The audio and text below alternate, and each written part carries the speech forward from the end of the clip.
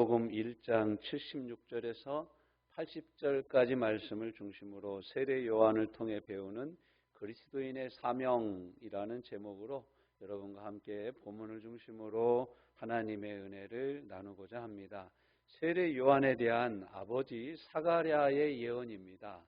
그렇지만 이 말씀을 대하는 우리 모두에게 주시는 하나님의 말씀이기도 합니다. 말씀 안에는 내 뜻이나 내 소원이 아니라 하나님의 뜻과 하나님의 소원이 있습니다. 그래서 세례 요한을 통해서 하시고자 하셨던 하나님의 일이 여전히 오늘 이 말씀을 읽고 이 말씀을 믿음으로 받아들이는 저와 여러분에게도 동일하게 적용이 된다라는 것입니다. 아브라함의 하나님이 나의 하나님이고 이삭의 하나님이 나의 하나님이고 야곱의 하나님이 나의 하나님이고 요셉의 하나님이 나의 하나님이고 모세의 하나님이 나의 하나님이에요. 다윗의 하나님이 나의 하나님이세요. 그리고 예수 그리스도의 아버지 하나님이 저희가 믿는 하나님이신 줄로 믿습니다. 그러므로 우리는 이 동일한 하나님의 말씀 앞에 동일한 하나님의 말씀의 원칙을 붙잡고 그리스도인의 사명을 함께 살펴보고자 합니다. 예언된 세례 요한의 사역을 먼저 살펴보면 세례 요한의 예고된 사역은 첫째는 하나님의 선지자로서의 사역입니다. 선지자는 하나님의 뜻과 마음을 이스라엘 백성에게 전해주던 사람들을 선지자라고 합니다. 또는 선견자라고도 합니다. 미리 보는 사람들이다. 선지자, 미리 아는 사람들이다. 이런 뜻입니다. 무엇을 아냐? 하나님의 뜻과 하나님의 마음을 아는 사람들입니다. 그래서 때때로 이 사람들은 기존에 있었던 종교 조직이었던 성전에 있는 제사장들과 또 기존의 정치 지도자들이었던 왕들과 많이 부딪히기도 합니다. 왜냐하면 하나님의 마음과 뜻과 이 세상의 정치 지도자들이나 이 세상의 종교 지도자들의 뜻과 배치되기 때문에 그렇습니다. 그래서 이 세례 요한이 구약의 마지막 선지자입니다. 마지막 선지자. 이게 무슨 뜻이냐면 예수님으로부터 신약이 시작되는데 새로운 약속이 시작되는데 새로운 약속이 시작된 마지막, 시작되기 직전에 마지막으로 예수님을 마지막으로 보면서 예언한 선지자가 바로 세례 요한입니다. 세례 요한과 예수님의 나이 차이는 6개월입니다. 6개월. 세례 요한이 먼저 6개월 먼저 잉태되고 그 다음에 예수님이 잉태됐어요. 그리고 두 사람은 친척간이기도 합니다. 그래서 이 세례 요한이 예수님을 소개를 하는 거예요. 그런데 오늘 본문 말씀은 세례 요한이 다 커서 예수님에 대한 소개를 하는 것이 아니라 세례 요한이 태어났을 때 세례 요한이 앞으로 어떤 일을 하게 될 것에 대한 말씀을 그의 아버지 제사장인 사가랴가 예언하는 말씀인데 그 첫 번째가 뭐냐면 세례 요한은 하나님 앞에 선지자로 살 것이다 라는 것입니다. 오늘날도 유대인들에게 당신의 부모로서의 최고의 소망이 무엇입니까? 라고 물어보면 유대인들은 첫 번째 서슴지 않고 저희 아들이 선지자가 되는 것입니다 라고 신앙 고백을 한다고 그래요. 여러분의 자녀들은 여러분이 뭐가 됐으면 좋겠습니까? 의사? 판사? 검사? 부자? 회장? 우리가 생각하는 이런 우리 자녀들이 됐으면 하는 것들이죠. 근데 이스라엘 사람들에게는 하나님의 선지자로서 자녀가 사는 것을 최고의 영광으로 여긴다고 합니다. 저와 여러분 안에도 이런 선한 소원이 있으시기를 주님의 이름으로 축복합니다. 그래서 우리가 하나님의 말씀을 전하는 선지자처럼 세례 요한처럼 그런 사명이 우리에게 있다라는 거예요. 이게 뭐냐면 전도자로 사는 것입니다. 세례 요한은 누구를 전도했어요? 누구를 소개하는 자로 살았어요? 바로 예수님을 소개하는 자로 살았습니다. 여러분 오늘날도 우리도 예수님을 소개하는 자로 살아야 되는 것이죠. 그 삶을 다른 말로 표현하면 바로 전도하면서 사는 삶을 말씀하고 있습니다. 그래서 우리가 하나님의 마음을 알아요. 하나님의 마음이 어디 있는 줄 압니다. 하나님의 마음으로 사람을 볼 줄 알아야 돼요. 하나님의 뜻, 하나님의 말씀으로 그 사람을 대접할 줄 아는 사람이 바로 하나님이 세우신 하나님의 선지자들입니다. 그러니까 우리가 알고 있는 예수 그리스도에 대한 말씀, 예수 그리스도에 대한 하나님 아버지의 마음, 이 마음을 갖고 우리가 사람들을 불쌍히 여기고 긍휼히 여길 줄 알아야 됩니다. 하나님의 마음을 갖고 보면 아무리 돈이 많은 사람도 하나님을 알지 못하면 불쌍한 사람입니다. 아무리 건강한 선수라도 체육이 여러 부분에서 선수고 배구 선수든 농구 선수든 축구 선수든 아무리 그렇더라도 그가 예수님을 모르는 사람은 진짜 강한 게 아닙니다. 여러분 탁구 선수들 보셨습니까? 제가 아는 목사님 중에 한 분이 탁구 선수 출신입니다. 이분이 제가 이렇게 얘기하는 거 들었어요. 뭐냐면 일반인은 선수 출신을 도저히 넘어설 수가 없다라는 거예요. 선수 출신처럼 탁구를 칠 수도 없고 선수 출신처럼 야구도 할 수 없고 선수 출신처럼 축구도 할 수 없다. 선수 출신을 그 수준을 영원히 따라잡을 수가 없다. 절대 넘을 수 없는 벽이 있다. 그분이 이제 그런 얘기를 하시는 걸 제가 들었어요. 그래서 똑같이 스코어로 0대 0을 놓고 탁구를 치면 11대 0으로 11점을 먼저 얻는 사람이 이기는 것 아닙니까? 근데 선수 출신이 아닌 사람이 선수 출신하고 쳐가지고 10점을 잡아주고 쳐도 이기기가 힘듭니다. 저도 그것을 체험했어요. 제가 제 친구하고 탁구장에 가서 탁구를 쳤는데 그 탁구장 관장이 실업팀 탁구 선수였습니다. 그러면 이 관장이 와가지고 그러는 거예요. 우리 보고 목사님 오늘 저녁 내기 탁구 한 게임 어떠세요? 그럼 우리가 또 칠 건데 뭐로 탁구 치자고 그러냐고. 그러면 그분이 이럽니다. 21점 단세트를 치는데 제가 18점 잡아줄 테니까 칩시다. 이렇게 얘기를 하는 거예요. 그럼 여러분 우리가 생각하기에 탁구 좀 칠 줄 알면 어떡합니까? 잘못 휘둘러도 3점만 치면 우리가 이겨져요? 이기잖아요. 그리고 또 우리가 또 탁구도 그 관장한테 배웠습니다.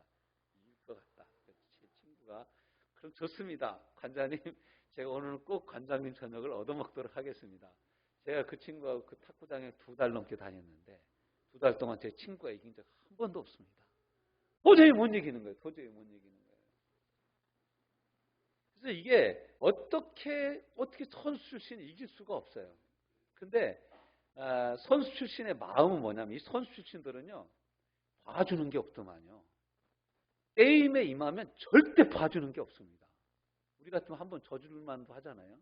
져줘서 저 사람 계속 탁구장 잘 나오게 할 만도 하잖아요. 그런데 일단은 탁구 게임에 딱 들어가면 사람의 안색이 딱 달라져.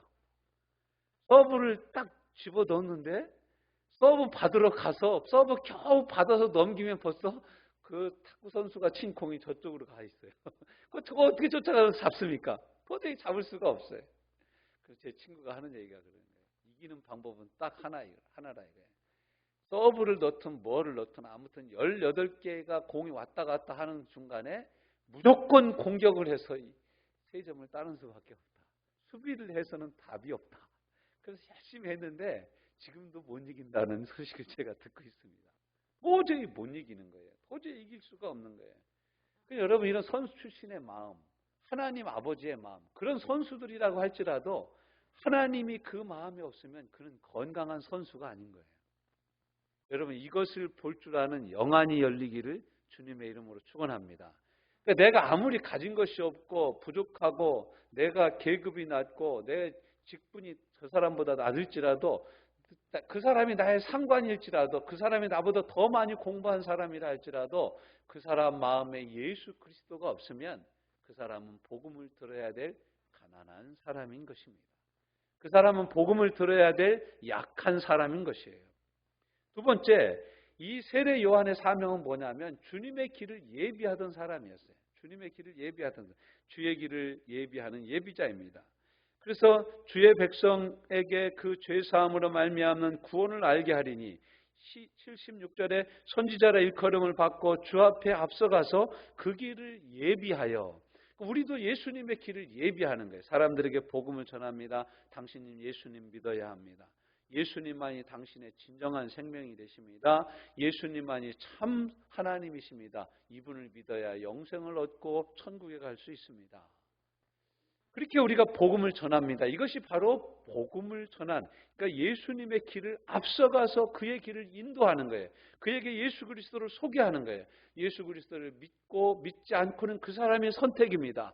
그렇지만 주님을 영접할 수 있도록 그에게 예수 그리스도를 전하는 예비하는 일은 바로 저와 여러분이 해야 되는 일인 것입니다. 잘 몰라도 괜찮습니다. 야, 예수님 믿으면 참 좋아.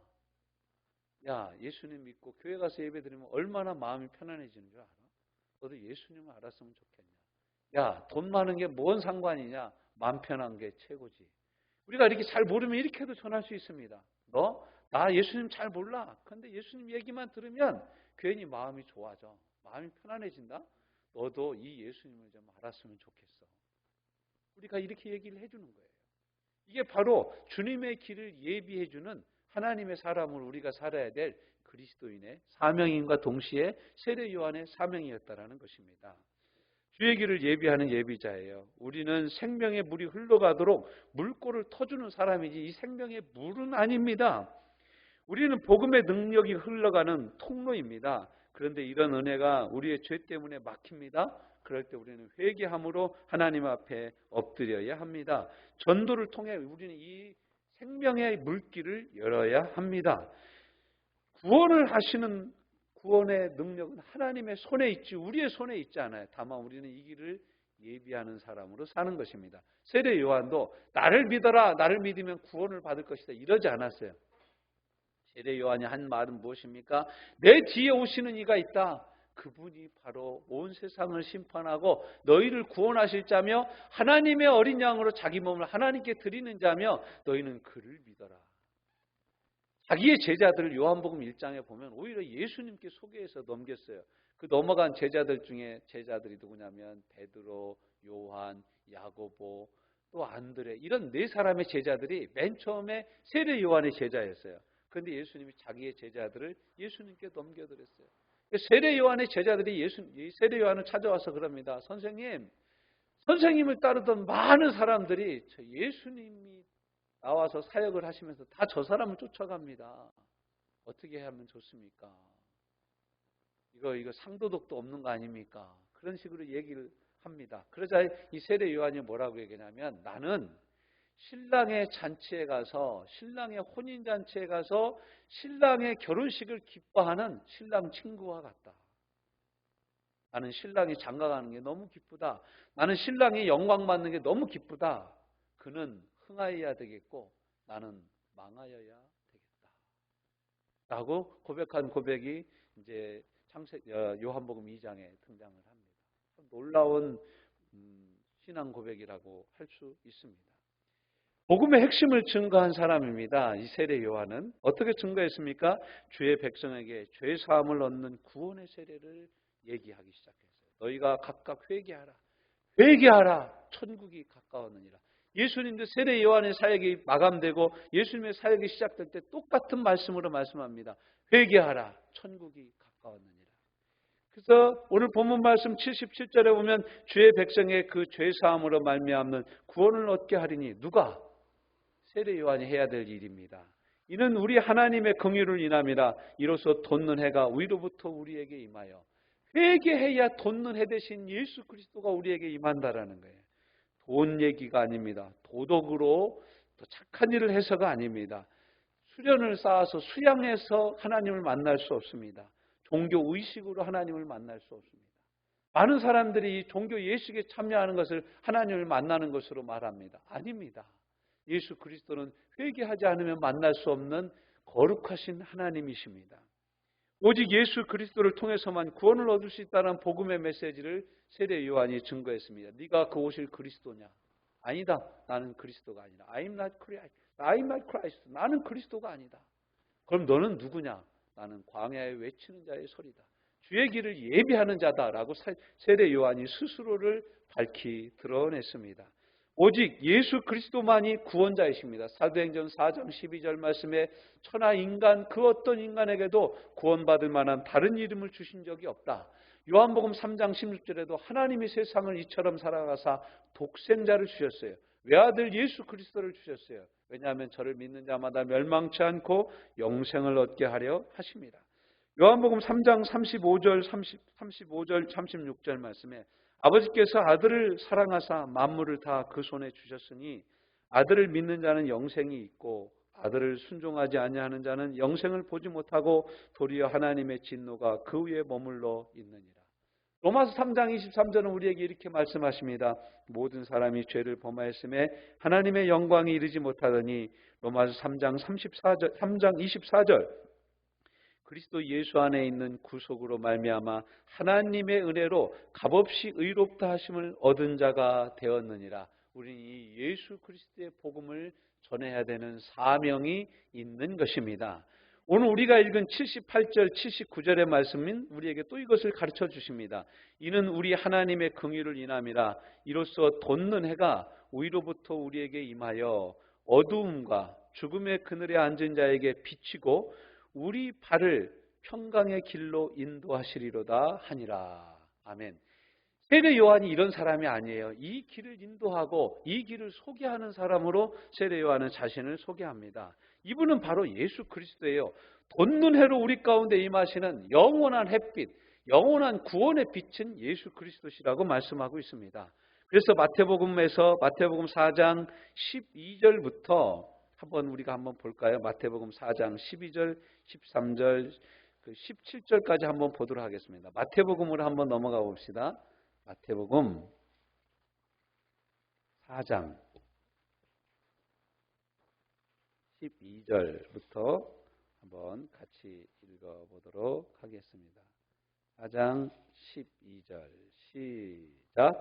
예수께서 요한이 잡혔음을 들으시고 갈릴리로 물러가셨다가 나사렛을 떠나 수불론과 납달리 지경 해변에 있는 가버나움에 가서 사시니 이는 선지자 이사야를 통하여 하신 말씀을 이루려 하심이라 일렀으되 수불론 땅과 납달리 땅과 요단강 저편 해변길과 이방의 갈릴리여 흑암에 앉은 백성이 큰 빛을 보았고 사망의 땅과 그늘에 앉은 자들에게 빛이 빛이었도다 하였느니라.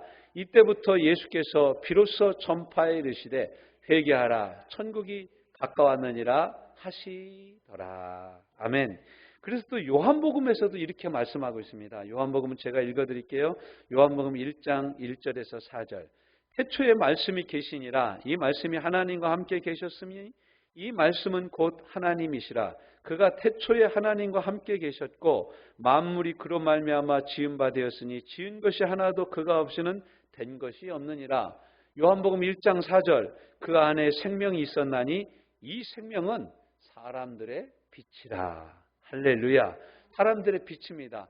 하나님께로서 보내심을 받은 사람이 요한이라 일컬음을 받는 사람이 왔으니 그는 이 빛이 아니라. 요한복음 1장 5절에 우리에게 말씀하거든요. 그는 이 빛이 아니에요. 그는 참 빛이 아니에요. 그래서 요한복음 1장 9절에 참빛 곧 세상으로부터 와서 사람들에게 비치는 빛이 있었나니 그 빛이 와서 사람들에게 빛이 돼 사람들이 깨닫지 못하더라. 자기 땅에 오매 자기 백성이 영접하지 아니하였으나 요한복음 1장 12절 영접하는 자 곧 그 이름을 믿는 자들에게는 하나님의 자녀가 되는 권세를 주셨습니다. 그러니까 우리는 이 빛을 예수 그리스도를 믿음으로 말미암아 누리게 되어지는 것입니다. 더하여 세례 요한은 80절 말씀에 뭐라고 설명되어지고 있습니까? 아이가 자라며 심령이 강화해지며 이 복음, 예수 그리스도의 복음과 함께 세례 요한은 성장하였습니다. 이 하나님의 생명의 말씀과 함께 세례 요한은 점점 강화해져 갔습니다. 이 복음과 함께 하는 사람은 성장하며 마음이 담대해지고 강건해지게 됩니다. 일하기 때문에 강건해지는 게 아니에요. 강건해지고 강해졌기 때문에 일할 수 있는 것입니다. 여러분 일하기 전에 먼저 강해지시기를 주님의 이름으로 축원합니다. 일하기 전에 은혜 받으시기를 주님의 이름으로 축복합니다. 여러분 열심히 힘내서 일하고 마지못해서 일하려고 하지 마십시오. 먼저 은혜를 받으려고 주님 앞에 부르짖으십시오. 은혜가 있고 하나님의 복을 체험해야 우리가 강해지고 담대해질 수 있습니다. 성령으로 먼저 충만해지기를 간구하십시오. 성령 충만해져야 하나님의 일을 감당할 수 있습니다. 80절 후반절은 이렇게 얘기합니다. 이스라엘에게 나타나는 날까지 빈들에 있으니라. 빈들에 있었다. 준비하고 있었다는 거예요. 빈들에 계속 준비하고 있었다는 거예요. 성경학자들은 이 세례 요한을 경건파 중에 에세네파라고도 얘기합니다. 경건하여서 이 세상과 자신을 격려하며 광야에서 살았던 사람들이 바로 에세네파였습니다. 이 에세네파 사람으로 그는 빈들에서 그의 마음을 준비했습니다. 여러분 우리가 생각하기에 많이 공부하고 많이 배우고 많이 훈련되어져야 우리는 준비된 것으로 생각을 하는데 하나님의 준비는 다릅니다. 신기하죠? 여러분, 모세가 40년 동안 애굽의 모든 학문을 공부했습니다. 40살이 될 때까지. 그렇지만 그는 실패하고 살인자가 되어서 광야로 도망갔습니다. 하나님이 광야에서 모세를 만지시기 시작합니다. 결국에는 80세가 될 때 하나님이 광야에서 모세를 만나 주십니다. 신기하고 놀랍죠? 하나님의 사람들은 광야에서 완성이 됩니다. 하나님의 사람들은 광야에서 훈련받습니다. 무엇을 훈련받습니까? 아무것도 의지할 것이 없어요. 문명의 시대가 광야 시대입니다. 아무것도 보이는 게 없어요. 눈만 뜨면 그냥 넓은 사막밖에 보이는 것이 없습니다. 강물도 찾아 헤매야 어쩌다 찾을 수 있습니다. 메마른 땅이에요. 문명의 시대예요. 아무것도 없는 시대예요. 내 힘으로 할 수 있는 건 아무것도 없는 곳이 바로 광야입니다. 오직 하나님의 은혜로만 사는 곳이 광야입니다. 세례 요한은 하나님의 사명을 받아서 이 복음을 증거하기 전까지 광야에 있었습니다. 우리도 하나님의 일을 하기 전에까지는 이 광야가 필요합니다. 우리 삶에 광야가 필요해요. 그래서 우리 삶이 고달픕니다. 우리 삶에 의지할 게 없어요. 사람을 의지할 수 있는 게 하나도 없습니다. 사람 때문에 늘 실망합니다. 돈 때문에 늘 낙심합니다. 여러분, 광야입니다. 무엇을 챙겨야 될 때입니까? 하나님을 깊이 만나야 될 때입니다. 하나님을 깊이 만나 하나님 한 분만 의지해야 될 때가 이 광야입니다. 그러므로 우리는 이 광야를 가지고 있어야 됩니다. 빈들이 필요합니다. 그러기에 우리도 복음 안에서 성장하고 빈들에서 하나님과 깊이 만나는 은혜가 있어야 됩니다. 출애굽기 3장에 보면은 모세가 하나님을 만납니다. 가시나무에 불이 붙었는데 불 붙었으면 가시나무가 호로록 타가지고 없어져야 되는 거 아닙니까? 근데 불은 계속 타는데 가시나무는 그대로 있어요. 이야, 뭔 저런 불이 있냐라고 가까이 갔을 때 그는 하나님을 만나 나머지 40년의 인생을 하나님의 손에 붙들린 바 되어졌습니다. 여러분, 고달프십니까? 적막합니까? 아무도 나를 알아주는 이가 없는 것 같습니까? 외롭게 느껴집니까? 사람을 만나도 외롭습니까? 사람을 만나도 채워지지 않는 허망함이 있습니까?